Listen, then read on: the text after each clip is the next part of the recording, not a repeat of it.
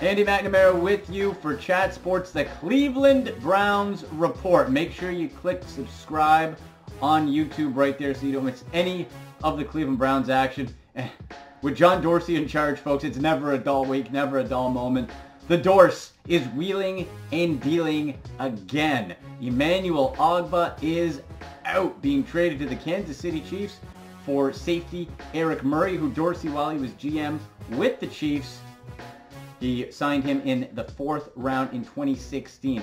So this is a guy who obviously helps in part fill the need for the departure of Jabril Peppers. So he is in, and what we have instead is Eric Murray and Emmanuel Ogbah gone off the line. Made it expendable to a certain extent, right, with Olivier Vernon coming in.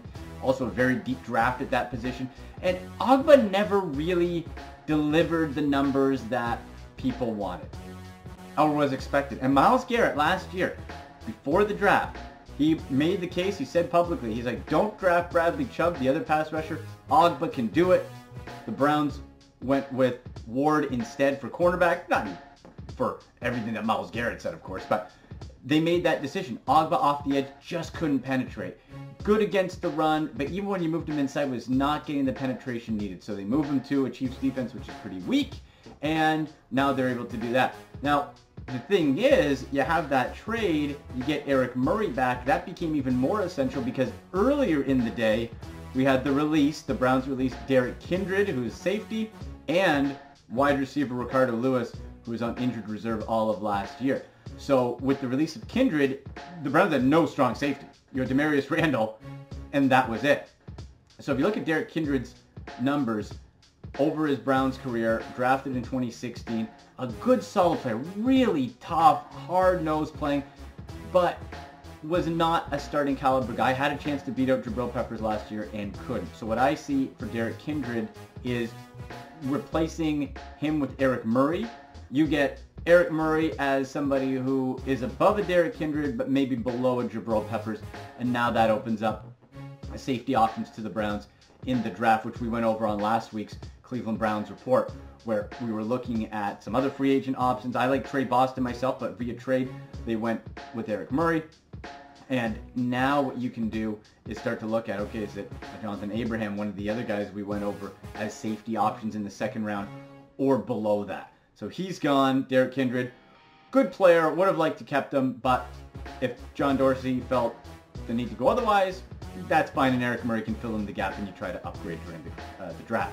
Now Ricardo Lewis, wide receiver, we're not going to miss Ricardo Lewis, Browns fans. We're not going to miss Ricardo Lewis, okay? He had, in 2 seasons with the Browns, 0 touchdowns. 0. None. He had 45 total catches on 97 targets for 562 yards. So Ricardo Lewis made very expendable with Odell Beckham Jr. obviously coming in. Then you have Jarvis Landry, Antonio Callaway, Hollywood Higgins, Njoku for targets at tight end. Where was he going to fit in? Just did not need a Derrick Kindred there. So he's gone. Ricardo Lewis is gone. In the comment section below, let me know what you think. Is anybody upset that Ricardo Lewis and Derrick Kindred are gone? Again, I would have liked to keep Derrick Kindred, but these aren't game-changing scenarios. So more of the past regime's players out under John Dorsey, and he brings in someone in Eric Murray who he is comfortable with and who he drafted. What about the Ogbah trade? Ogbah for Murray. Expendable defensive end for a position of need in safety. Do you like the trade? Type Y for yes, N for no in the comment section below. And when you look at as well, when you go over Murray compared to Kindred at the safety spot, this is why he is an upgrade, grade-wise. Murray's ranked 52nd out of 101 safeties who played 20% of snaps and 49th in coverage. So a nice middle-of-the-pack guy. While in Kansas City, of course, as I said, John Dorsey drafted him. And Derrick Kindred on the other side of that, he had an overall safety grade of 98 and rated 90th in coverage. So you are getting an upgrade, and the ceiling for Jabril Peppers we hadn't reached yet. So maybe you're losing something there. But again, Dorsey can go in the trade. So let me know, do you like the trade? Do you like the releases in the comment section below? Another guy who wants out of town, Duke Johnson. This came as a surprise. Duke Johnson is publicly known now. Mary Kay Cabot of the Plain Dealer tweeted out multiple other sources that Duke Johnson's agent has requested a trade he did not report, and he wants out. He wants out of Cleveland. And that's a bit surprising in the sense that he went through all the tough times. He was a consummate professional last year. Team guy, wasn't used a whole heck of a lot, but a very team-oriented player. I thought he'd want to be around for the winning. Now you can say, all right, well, Kareem Hunt's supposed to come back in week 9. If I'm Duke Johnson, you still have that amount of time to make yourself a valuable part of the offense, be in a winning culture. But he wants out. That presents an interesting conundrum for the Browns when it comes to backup running back or complementary running back, pass catcher out of the backfield. Do they trade Duke Johnson? 2, if they do, who do you bring in? Is there a free agent out there? Is there somebody in the draft? As we get closer to the draft, we're going to get into replacement running back options as well. We'll have a mock draft later on in the week here on the Cleveland Browns Report. Maybe that'll be addressed there, but we'll break down running back options if and when Duke Johnson does get traded, because that is then a position group that gets a bit thinner with Kareem Hunt not being a guarantee. And Duke Johnson's production went way down. So I'm asking you, Browns fans, Dog Pound, would you trade Duke because he asked for it? Or would you keep him until after Kareem Hunt came back and then maybe look to deal him? Do you keep him happy and try to get him out, or hold on to him and make him play with possibility maybe you have a disgruntled employee over there? So trade Duke, yes. Trade Duke, no. Leave your comment section below. So the Duke Johnson thing was a bit of a surprise. This was a nice surprise. Las Vegas, and Vegas knows, put the odds out for win totals this season. Upgraded them. The Browns come in at 9. So the over-under on wins out of Las Vegas this season for 2019 is 9 wins. Above the Browns, Chicago and Philly and Indianapolis at 9.5. You got the Chargers. Tops are New England at 11. Kansas City and New Orleans underneath that at 10.5, as well as the Rams.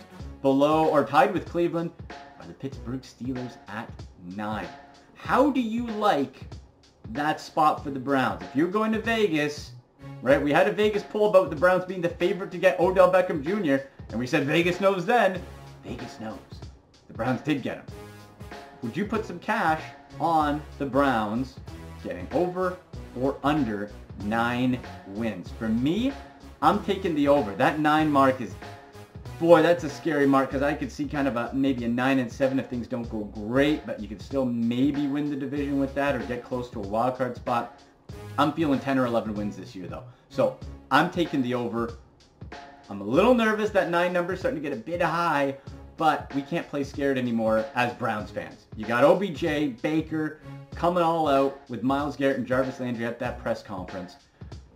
9 wins. Over or under? Let me know in the comment section. Tweet me as well at AndyMC81, and you can follow me on Twitch. Twitch.tv/AndyMacLive. Let me know there. I'll have some great content there as well. So I'm taking the over, but make the case over or under 9 wins. Vegas says 9.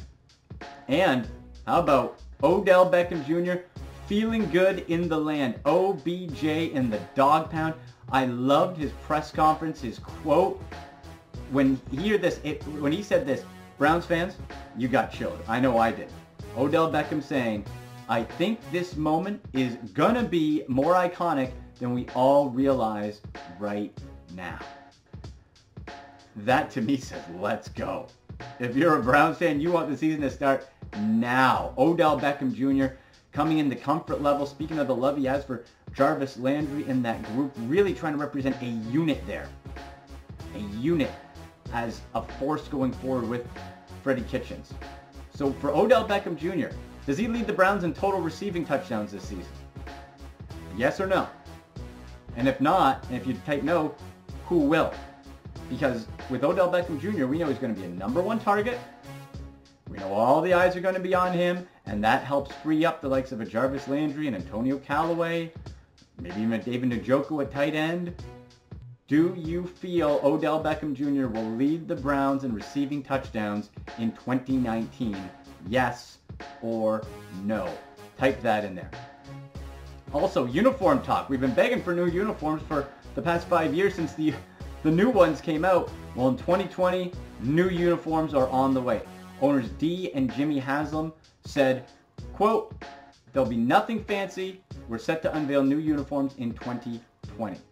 So the theme coming across, which you can find the info on clevelandbrowns.com as well. And make sure you click subscribe to the Chat Sports Cleveland Browns report so you don't miss any Browns information, trades, rumors, mock drafts coming up as well. But for these uniforms, nothing fancy, a back-to-basics feel, and they also said no new colors will be added. So I'm wondering if we're going to be seeing a flashback to the old uniforms, which were supposed to be freshened up, and D. Haslam said they missed the mark. They think they got it right this time. Do you feel the Browns are going to get it right this time? You can comment on that. Do you think they're going to get it right? And what do you want to see out of these uniforms? What are you going to see? Do you want more color rush? The brown on orange, very sharp. Do you like the Cleveland across the chest or Browns down the pants? What changes do you want to see to the Browns uniforms? And do you like the simples better? I wouldn't have minded a little bit of maybe a gunmetal gray worked in or something, but they're keeping the colors the same. And actually a true retro throwback, which would have allowed for more color combinations, would have been going with white helmets. Because remember, folks, the orange helmets were not the original Browns helmets. Back with Paul Brown at the very beginning with Otto Graham, they were white helmets.